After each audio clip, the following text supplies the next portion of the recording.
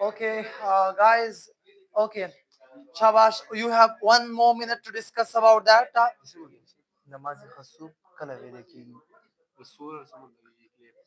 Okay, that was the last one. Okay, बोले ना 1973 का आईन पाकिस्तान में कब नाफिज हुआ था?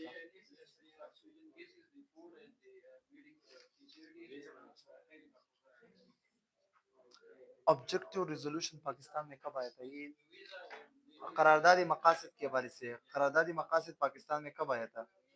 पाकिस्तान में करारदाद मकासद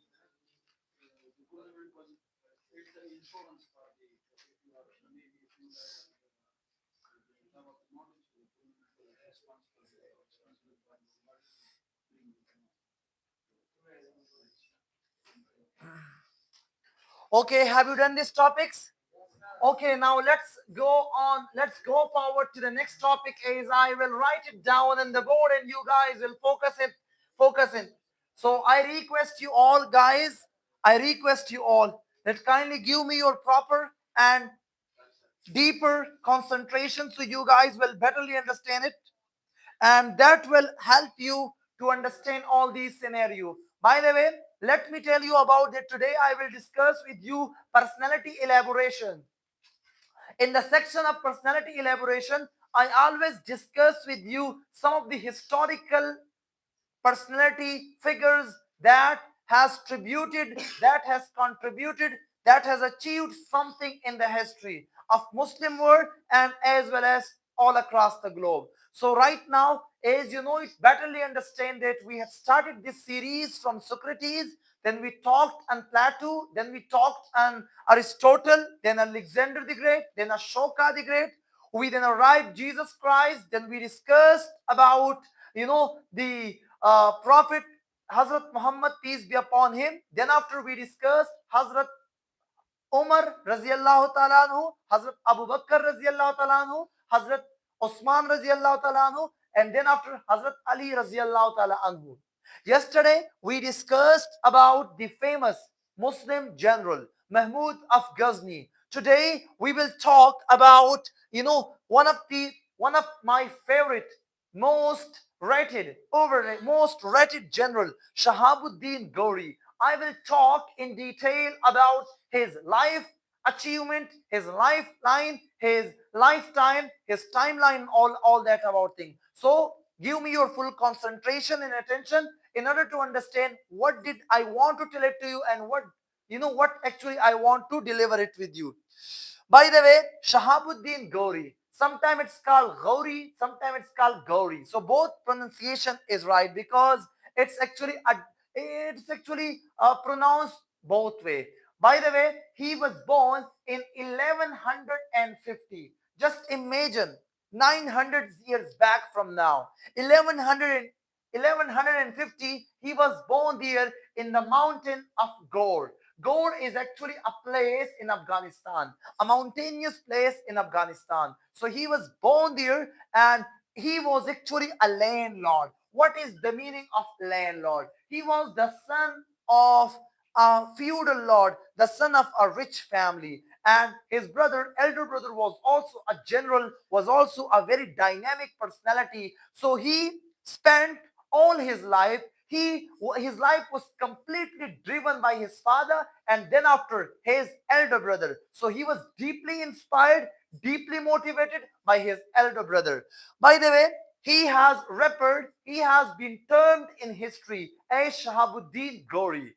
He has achieved multiple things in his life. For example, in 1175, for the first time, he conquered Multan. He came to Multan, and at that time, Multan was under the domination of Ghaznavid Empire. As I told you that before, Ghori, Ghaznavi came into the subcontinent.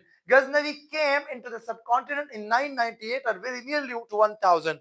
And they are coming 1150 years. So that's mean 150 years after Ghaznavi. So by the way, We are talking about Gauri. In 1175, he conquered Multan, and in 1178, he conquered Sialkot, some part of Peshawar, Kashmir, and those areas which were controlled by the Ghaznavid Empire. He took all those lands, and in 1185, he took Lahore. So he captured Lahore. Lahore was actually the bastion of the Indian Empire at that time.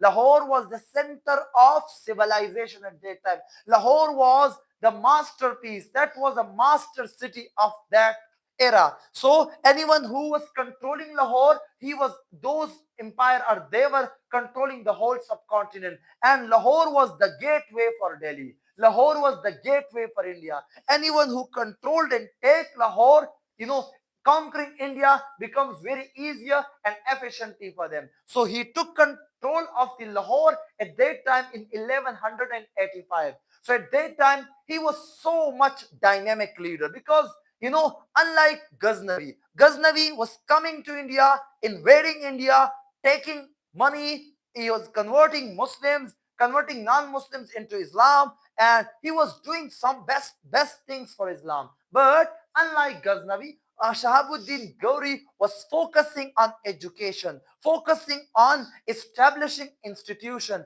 focusing on the things which benefit the local people, and he was actually evolving the local leadership. That's mean he was buying slaves, and then he was giving training to the slaves, and then after those slaves were becoming the military commander of Shahabuddin Gauri. So in his life, he has established 40 slaves.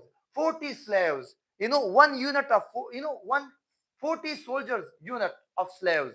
And those 40 slaves were all the time with Shahabuddin Gauri. Those slaves were protecting his life. That was like a security protocol. That was like a security protocol. So those slaves were very trained, very skilled, and the life of Sultan Shahabuddin Gauri were protected and were saved by them all the time. Those were actually the shields for the Sultan. So in 1185, this great man came to Lahore, conquered much part of the Lahore, and then after he invaded, he marched towards Delhi. In 1191, there was a great king of Hindu, and especially there is a state in Hindustan, Batinda. So there was a great Hindu, right? We can call it Prithvi Raj. What we can call it? Prithvi Raj. So Prithvi Raj was such a great Hindu king of that time. So Mahmud, like Shahabuddin Gauri, invaded India, and he fought a battle with him in 1191.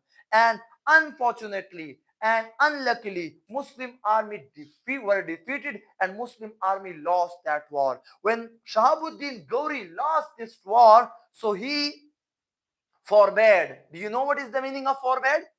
He forbade three things on himself, that I will never sleep on bed from onward now. I will never wear luxury clothes from right onward now. I will never eat soft bread, like we can say soft and delicate bread. I will eat tough, hardened 2 days, stale bread. I will never eat fresh bread. And unless and until I defeat Prithviraj Chauhan again. So he forbade himself that till I will defeat Prithviraj Chauhan, I will not repeat these three things. So the following year, he prepared himself very well. He prepared his army. He equipped his army with new armaments. And the following year, in 1192, he attacked again on Bathinda, much part of India, and then after he conquered and crushed the Hindu army. And at that time, the ruler of Bathinda, he was defeated, and Shahabuddin Gauri won that war, and Prithviraj Chauhan lost his life, and he was killed in that battle. So he was such a great Muslim emperor, Muslim commander, and when he conquered part of the India, then he invaded to Delhi, and Delhi became the capital of Muslim for the first time. And Muslim actually, they installed the flag of Islam. They installed the flag of Muslims over there, and that was actually a flag in the heart of Hindustan, in the heart of India. And Muslim then onward started ruled India, and from 1192 till 1206, he was the king, he was the sultan, he was the emperor of India. He was ruling India. No one was opposing him. He was a strong military dictator, strong military commander, strong Muslim general. And then after, in 1206, when he was offering prayer, so there was a Kokar tribe in Punjab. So some Kokars, they killed Shahabuddin Ghauri while he was praying, and there were 21 to 22 wounds in his body, and he succumbed to death, and he died. This great military general died, and Muslims army were left that were left empty-handed. But after his death, there was his slave. We can call it Qutbuddin Abak. He controlled the whole empire.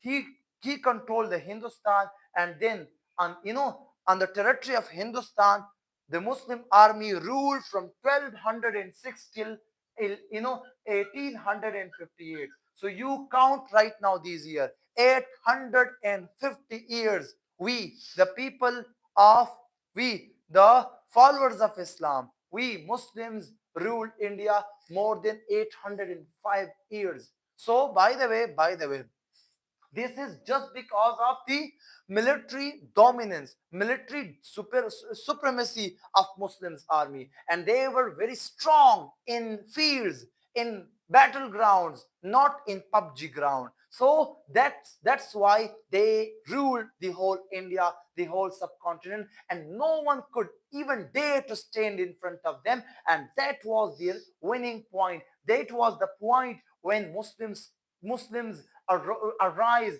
in the horizon of the world, and they smash the whole empire. So by the way, that was a small topic. You will now discuss all these things, and I'm giving you just 3 minutes to repeat after me all these topics. Yes, go on.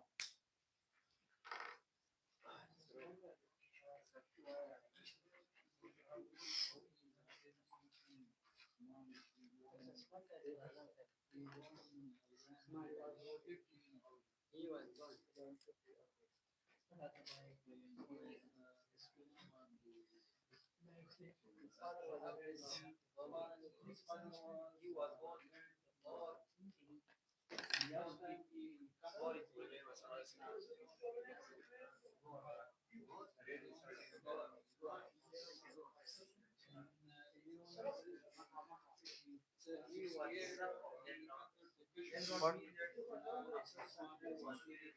कोई बात नहीं, live हमेशा पीछे जाता है. देखिए थे ना, रेनेसांस के इलम यो तहरीक इलम का तहरीक था, वो कब कहाँ से शुरू हुई थी? द फ्रेंच रिवॉल्यूशन, फ्रांस में इंकलाब कब आया था? अमेरिका का पहला प्रेसिडेंट कौन था? वाटरलू की लड़ाई कब लड़ी गई थी? दायो वाटरलू बेल्जियम की. बोस्टन टी पार्टी दा अमेरिका की दा Showa دا کم ز شو الکسندر د ګریټ او بیا د اردو خو ته پیژنې بانګي دره د کتاب باندې دا واړو نه دي نه کیږي خپل واړو خپل کو نه ام نوت سپورټینګ یو شاهنامه اسلام د کتاب نه.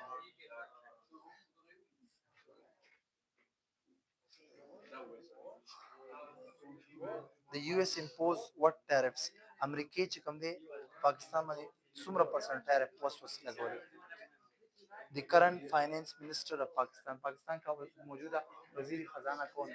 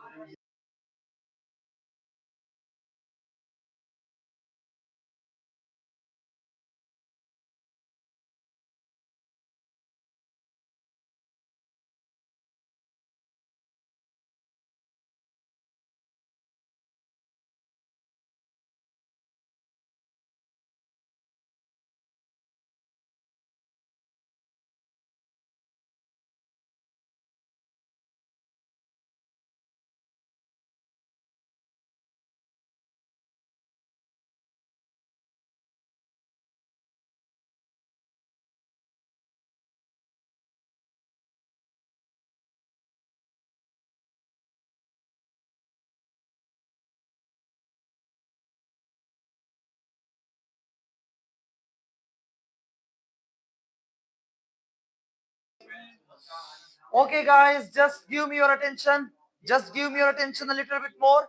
Okay, we are now we are now to discuss the third topic, and the third topic will be about conflict discussion. And I have chosen today, to this topic about Roman Empire versus Byzantine Empire. We will talk today between these two empires, because every day in this particular class, we discuss 7 or 8 sections. So I request you all to jot down the notes which I write on the board. By the way, we will talk in complete detail about what was the fight between Roman Empire and was between Byzantine Roman Empire, or we can call it Muslim Empire. So there was a fight between these two empires. First of all, let's discuss what's the meaning of the term Roman Empire.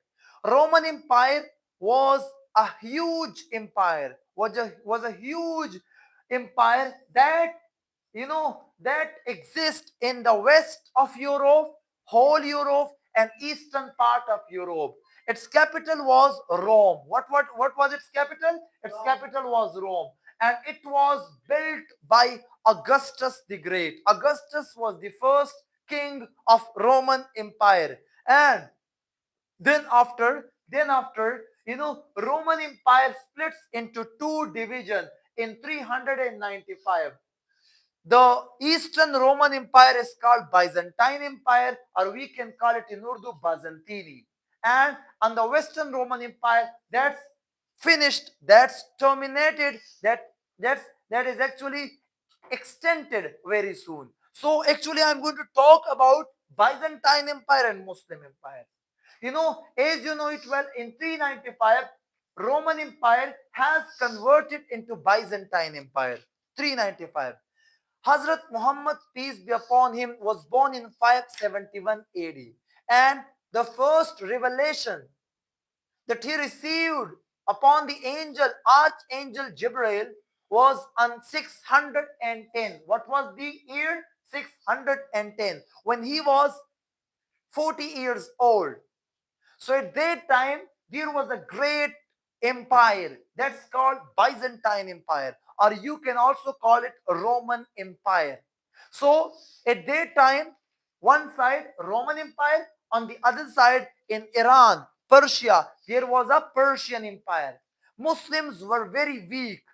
They emerged. So as you know it well, in the starting years, Quraysh, the people of Quraysh, they tortured most innocent Muslims, and despite of their torture, despite of their persecution, Muslims resisted strongly and firmly. So they continued their preaching, continued their prayers, and then after they migrated into the city of Medina.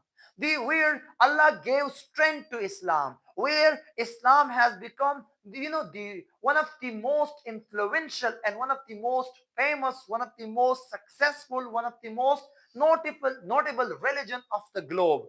Islam, actually, Allah gave strength to Islam in Medina. So in Muslim army in Medina, first they migrated to Medina in 622.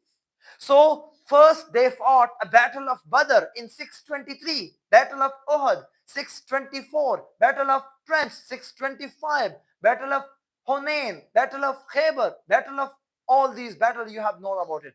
So multiple battles have been fought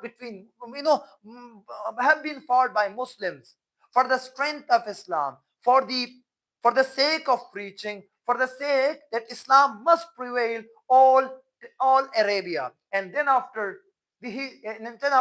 in 630, Muslim army marched toward Mecca, and the city of Mecca was conquered by Muslims army. So at that time, I'm talking about that time, that on one side there was a great Byzantine Empire, on the other side there was a great Persian Empire, and on the central of them, emerging, arising, or we can say promising Muslims. So, Byzantine Empire as well as Persian Empire, they were opposing Muslims army, and they were anti-Muslims, they were anti-Islams, and all those forces, they want to crush Muslims. But Allah gave strength to Muslims, Allah gave strength to Islam. In 629, there was a battle. We call it Battle of Mota. What we can call it? Battle of Mota. This battle was fought between Muslims army and the Roman Byzantine Christians. And this was the first battle between Muslims and Christians, Muslims and Byzantine Empire. And in this battle, Muslims armies number was less, and the Christians, the Byzantine Empire's numbers were very large.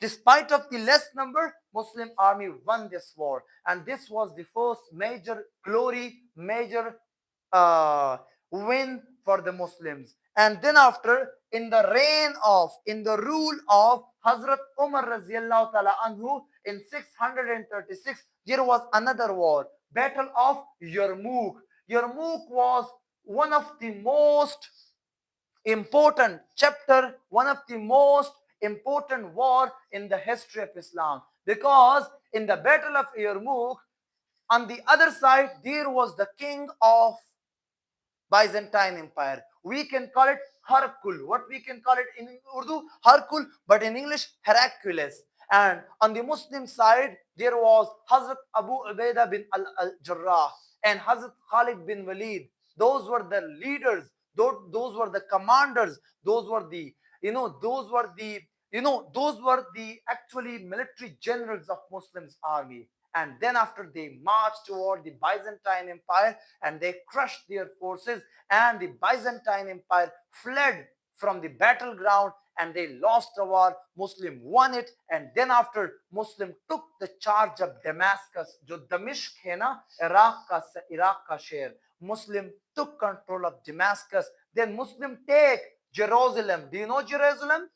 Yes, Jerusalem. That in 636, in under the rule of Hazrat Umar Raziallahu Ta'ala Anhu. And the military commander was Hazrat Khalid bin Walid and Hazrat Abu Ubaidah bin al-Jarrah. So those two companions of the Prophet, peace be upon him, conquered that Jerusalem, and Jerusalem came in the hands of Muslims. And that was the second major blow to the Byzantine Empire and the second major win, or we can say victory, for the Muslims army. And then after, Muslims controlled and conquered Egypt, Egypt, in the reign of Hazrat Umar Raziallahu Ta'ala Anhu, and Egypt was conquered by Amr ibn al-As. And then Persia, we in modern world, we can call it Iran. So Iran was conquered by Saad bin Abi Waqas, another, glory, another magnificent companion of the Prophet, peace be upon him. So the early fight between Muslims and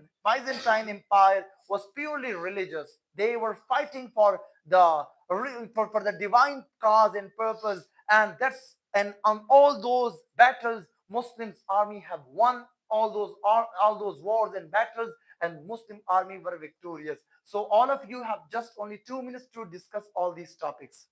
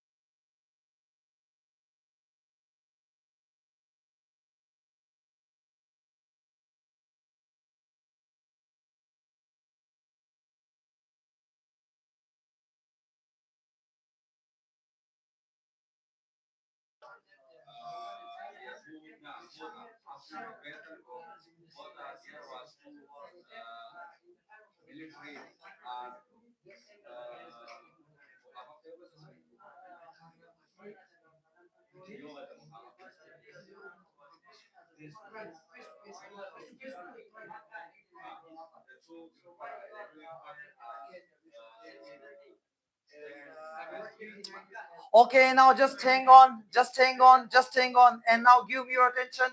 Let's dive into the next topic. Let's dive into the next topic. Okay, I have written over here very lucidly, very clearly about the next topic, that is, we will explain the picture. We will explain this pictorial explanatory topic that is all about railway. Just bring a picture. Just imagine a picture in your mind, the picture of rail, the picture of railway in your mind, and we will explain that picture right now. First of all, railway is any device, any machine, any you can say vehicle that is driven by coal, that is driven by locomotives, that is driven by electric, that is driven by energy.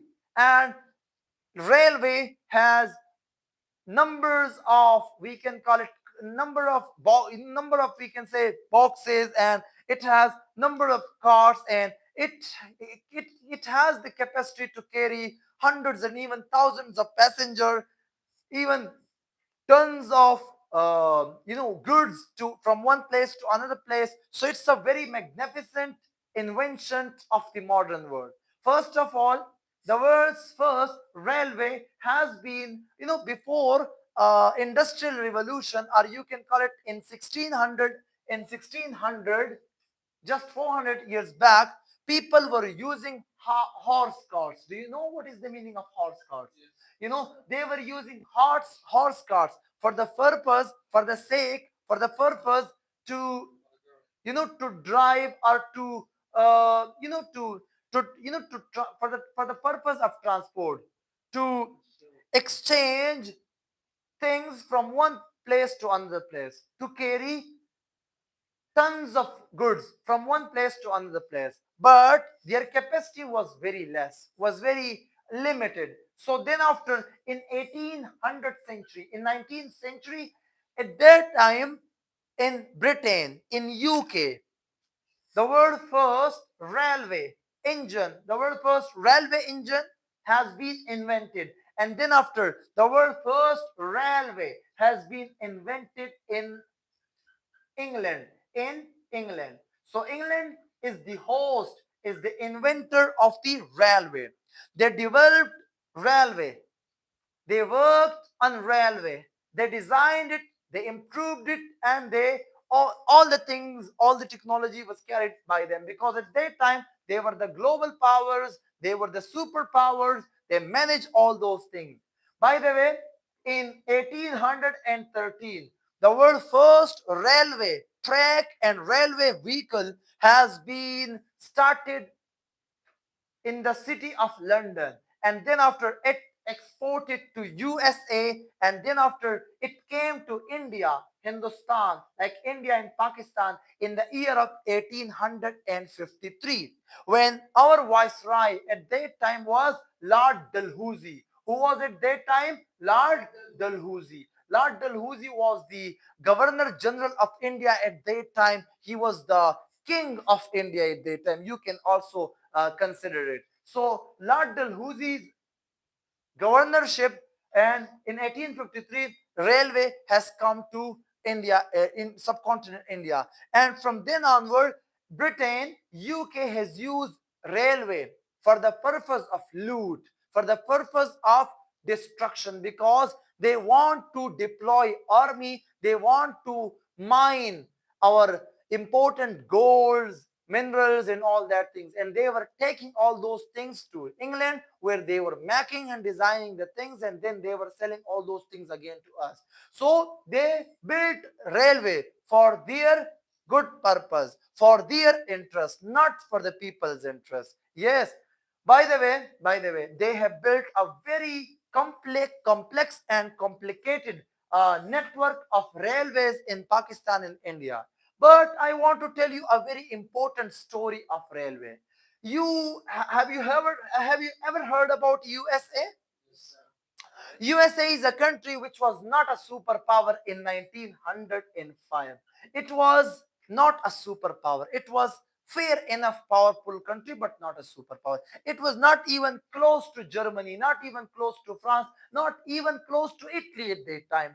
But in 1905, USA decided, the president of USA at that time decides that we need to give facilities to our citizens, our native people. So then after, America purely focused on railway, and they actually laid around 35 million kilometer. 35 million, or some references it's called 3.5 million. Sorry, it's not 35 million, 3.5 million. That means 35 lakh square kilometer, they have actually laid railway tracks just in 9 years, from 1905 till 1914. They have laid out around 3.5 million railway tracks.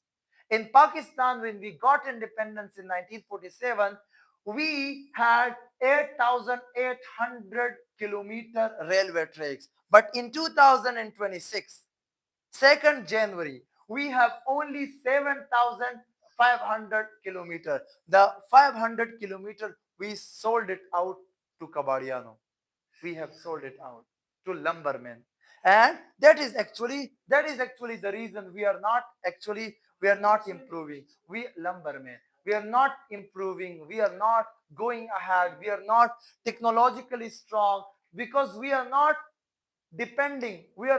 focusing on the things which give us profit, which give us advantage. So America purely focused on railway tracks in 1905. They laid out 3.5 million railway tracks. We diminished, we curtailed our one. So how will we grow ahead? How will we develop, by the way? So if the government of Pakistan decides to lay out railway tracks. So just guess what? What will be the fare? Karaya. Fare mean karaya.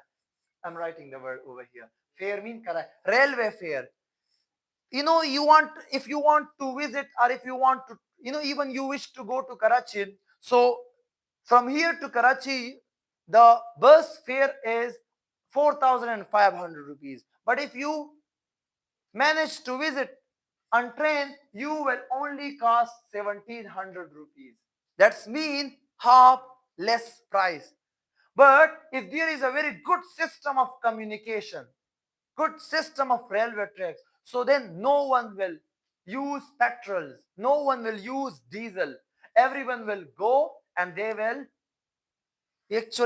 visit in the railways. So then half of the price will be marginalized as profit in their pockets. So government's not giving focus to this area because they know if the people of Pakistan is using petrol, so there is a huge commission of petrol in the in their pockets will be emptied then soon. But no one will worry about you. No one will even they don't even think about you because railway is much profitable. We have very huge number of coals in Pakistan. Pakistan is a country, they have second biggest coal mines in the world, coal reserves in the world. If we start using coals from now, we cannot even finish it next 500 years. So for what things we save all these coal, and for whom, by the way? If we don't take profit, if we don't take advantage of these coal, so then who will take it? By the way, Pakistan has not that kind of advanced engineering. So that is also another area of destruction, area of failure. So we need to purely focus on railway. We need to purely focus on it because even Japan has built bullet train in 1966, nearly 60 years back from now. They have created bullet train. Now bullet trains in Japan can run with the speed of 600 kilometers per hour. That's mean that the distance between Swat and Karachi is 1800 kilometers. You can reach to Karachi within 3 hours, like less than Peshawar. In coaster, when you are actually riding on a coaster, so then you can easily reach there up to 3 hours when you use motorway. And in Japan, Japanese electric train, you can go to Karachi even less than 3 hours. So that is actually the mode of communication, saving time and all that things. So if they can done it, so why we cannot do it? If they had done it, why we cannot do it? What things stopped us? Only laziness. So by the way, you guys will practice on this topic for the next 2 minutes. Yes, go on. Shabash, practice on this topic. Shabash, practice on this topic.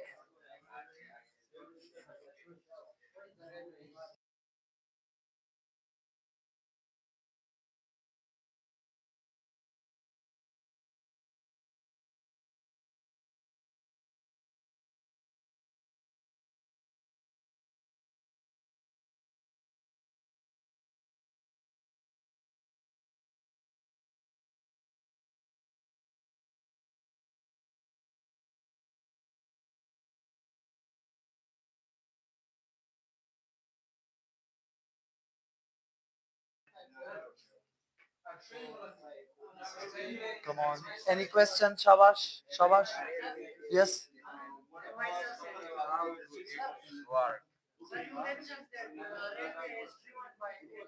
Coal, locomotives, diesel, petrol, and all those.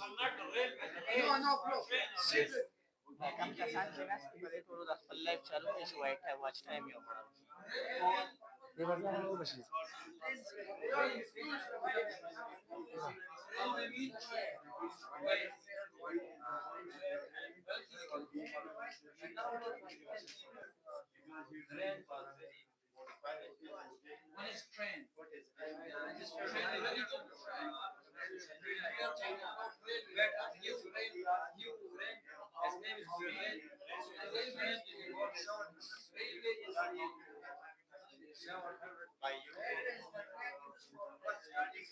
आप समझते हो बेटा? आप कुछ points लिखती हो अपने साथ? मुझे दे सर. मुझे दे. हाँ. मान ला कहीं मान ला.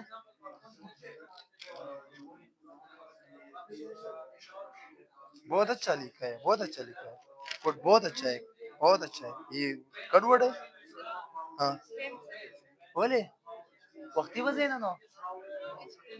अच्छा सलूर बजी बस वक्ती जला. शाबाश. नन खोता सम टॉपिक्स लिख रही. नन को बोला गड़े टॉपिक का फेर ना हुआ है. Very good. शाबाश शाबाश. Very good. शाबाश शाबाश.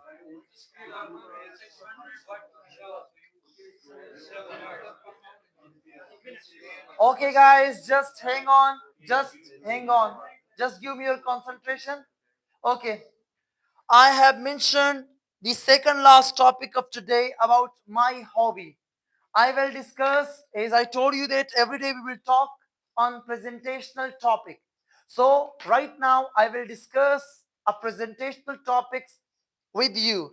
My hobby. So this is a topic which is worth value, which is discussable, and every one of us must know this topic betterly, must practice this topic well, and anywhere and anywhere or any place you want to visit, sorry, you want to visit or you want to encounter with anyone, so anyone could ask you this question that what's your hobby. So you need to pre-plan, prepare this topic before tasking out in a real competition. So by the way, my hobby, I have mentioned it on the board. I will discuss it in front of you and I will discuss mine one with you, and then after you guys will reciprocate का मतलब है आप एक दूसरे के साथ वो बात एक्सचेंज करोगे. My hobby, you will say Assalamu alaikum and good afternoon, and then after you will say that sir has assigned us a topic about my hobby. My hobby is actually, by the way, a hobby is actually like that kind of activity where we do it in a free time. A hobby is an activity which we are doing it in a free time. Whenever we feel or whenever we have a leisure time. It's a very fantastic word. Kindly note it down with yourself. Leisure. Leisure mean मुफ्त, आराम, आराम का वक्त, आपका आराम का वक्त, आपका आराम का वक्त कब होता है? So we can say, what's your leisure time? Free time क्या कब होता है आपके साथ? Leisure time. So hobby is any activity which you do it in your leisure time. By the way, my life is full packed, full busy, and my 24 hours, 18 hours are completely busy. Even I don't dare to extract more than 6 hours for sleeping. So I don't even dare to give my much time to sleep. So my hobby for the most part of my time is reading books. Nothing, you know, induce, or we can say nothing can even induce me. What is the meaning of induce? Mail karna. Nothing can induce or nothing can lower me. Lower का मतलब होता है रागिब करना. And nothing till now has even dared to distract me from this habit. Yes, if I miss any day, yes, we are humans, we will commit mistakes, we have some bad days, we have some bad moments in life, we are missing some day, we're missing some routine. Yes, I also missed. But if I am being distracted by someone and I don't even read on that day, so I take revenge the following day from the following day. I usually spend 6 hours maximum and 4 hours minimum. I give it to reading. I read multiple books, and I every day, every year, in the start of the day, like yesterday was 1st January, so I committed with myself and I make out a plan for myself for 2026. So there, every year on 1st January, I make out a lengthy plan for the whole year. So I have committed with myself that in this year I will finish 36 general books. 36 general books. That's mean 3 books in a month. Here or we have 12 months, so 12 multiplied by 3. I'll have to finish 3 books in a month. So 30 books, general books. That's will be not my course book. And around 48 course books. What is the meaning of course books? Preparing for the exam, preparing for CSS, for PMS, or for competitive examination.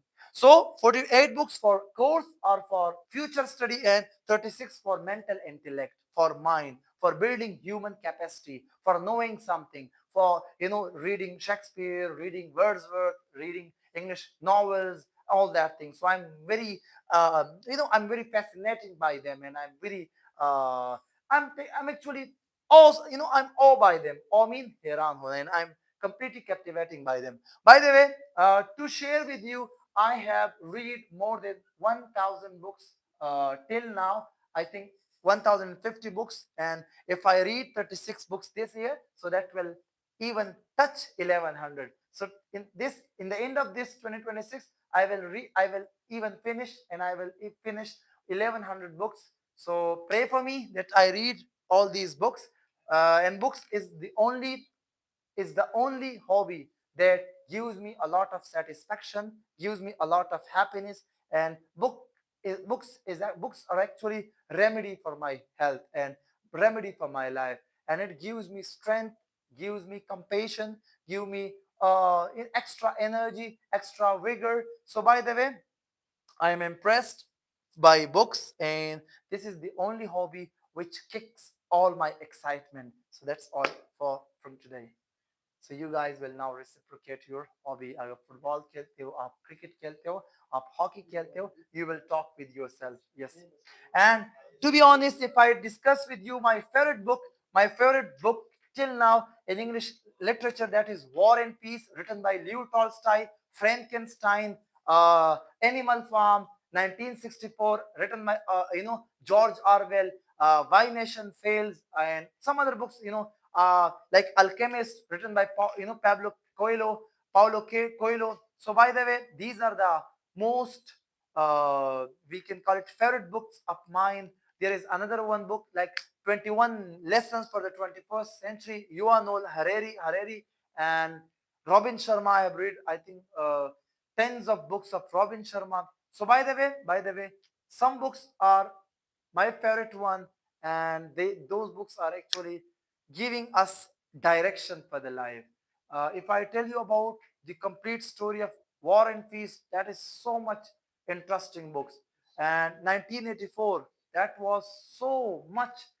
I can't even tell you the extent of happiness when I tell you the whole story of the book, by the way. So I request you and I want to fascinate all these things for you that you guys must read all those books. So here, your turn. Reciprocate and discuss your topic. Do you like Alchemist is best for you guys because you're a youngster, you need motivation, extra motivation, consistency, and discipline. Alchemist is perfect for you guys. Alchemist, written by Paulo Coelho. Yes. Shabash, shabash, shabash, guys, come on.